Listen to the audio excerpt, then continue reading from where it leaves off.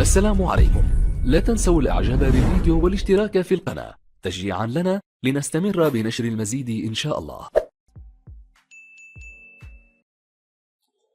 السلام عليكم ورحمة الله وبركاته. أشاد مدرب منتخب جنوب إفريقيا البلجيكي هوغو بروس بالمستوى الذي قدمه المنتخب الوطني الجزائري في المباراة الودية أمام منتخب جنوب إفريقيا، والتي انتهت ب3 أهداف لمثلها.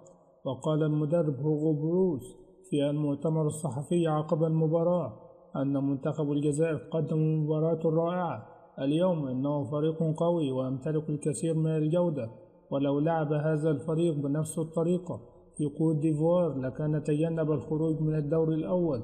وتحدث عن الدورة الودية التي احتضنتها الجزائر قائلا: لعبنا مباراتين ضد فريقين مختلفين بالنسبة لي، هاتان المباراتان جيدتان بالنسبة لنا، وأنا سعيد جدا بهذه البطولة. لقد لعبنا ضد فريق دفاعي جيد وهو أندورا، واليوم واجهنا منتخب الجزائر المنافس الشرس، لذلك فإن الدورة الودية كانت مفيدة لنا. والسلام عليكم ورحمة الله وبركاته.